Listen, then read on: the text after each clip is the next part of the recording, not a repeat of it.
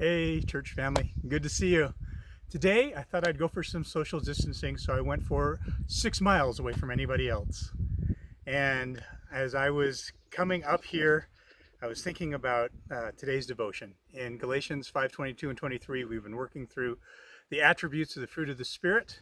And today we're looking at the attribute of gentleness. And gentleness is something that Jesus ascribed to himself. It's something that he thought was important. He said he was gentle, humble of heart in Matthew chapter 11, verse 28 and 29.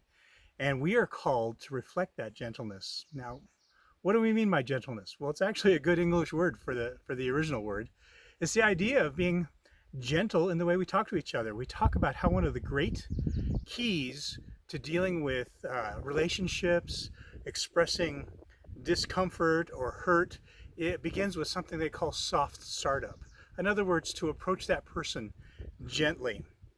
Now, I want to encourage you that you can come to people and you can disagree, you can have struggles, you can have hurts, but if you start gently, then it paves the way for a lot of restoration. As a matter of fact, when we're caught in sin or things that aren't going well, Galatians 6:1 and 2 tells us to restore such people gently. So what does gentleness look like? Well, it could take on many forms. One of my favorite things to tell people is that when I have been thinking about something in my relationship with my wife, I want to start as gently as possible. And sometimes I don't feel I have the right words. But if I take just a minute or two to think about it, I'll walk up to her and say, I have something I want to share with you, but I'm not sure I've got the words all down right. May I express myself to you, and will you give me grace knowing that my heart is good?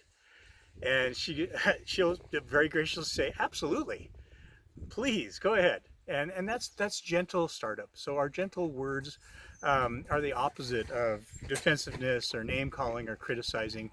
They are approaching people with love and with grace.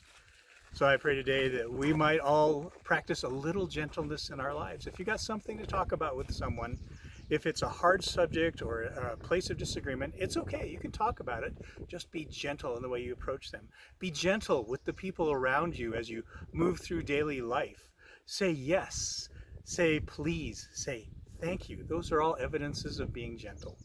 So have a great day. Be gentle out there. I love you and keep sharing Christ.